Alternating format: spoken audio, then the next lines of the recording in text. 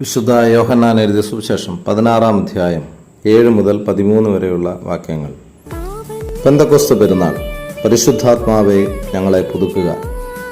ഒരു കാർഷിക പെരുന്നാളായി ആരംഭിച്ച പെന്തക്കോസ്ത് പെരുന്നാൾ പിന്നീട് സീനായ് മലയിൽ വെച്ച് നിയമം ലഭിച്ചതിന്റെ സ്മരണയോട് ബന്ധപ്പെടുത്തി ആഘോഷിച്ച് വന്നു.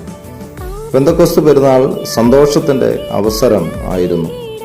തങ്ങൾക്ക് ലഭിച്ച സ്വാതന്ത്ര്യവും അനുഗ്രഹങ്ങളും ഇസ്രയേലിന് പുറത്തുള്ളവരുമായി പങ്കുവച്ചിരുന്നു. പരദേശികളെയും അനാഥരെയും സഹായിക്കുന്നതിനുള്ള സന്ദർഭമായി ഉപയോഗിച്ചിരുന്നു. ക്രിസ്തീയ വ്യാഖ്യാനത്തിൽ സർവ്വജനത്തിന്മേലും ദൈവത്തിന്റെ ആത്മാവിനെ പകരുന്ന യോവേൽ പ്രവാചകന്റെ പുസ്തകം 2-ാം അധ്യായം 30-ാമത്തെ വാക്യത്തിൽ പറയുന്ന വാഗ്ദാന നിവൃത്തിയായാണ് പെന്തക്കോസ്തിനെ കണ്ടത്. സകല സത്യത്തിലേക്കും വഴി നടത്തുന്നതും സകലത്തെയും പുതുക്കുന്നതും രൂപാന്തരപ്പെടുത്തുന്നതും പരിശുദ്ധാത്മാവാണ്.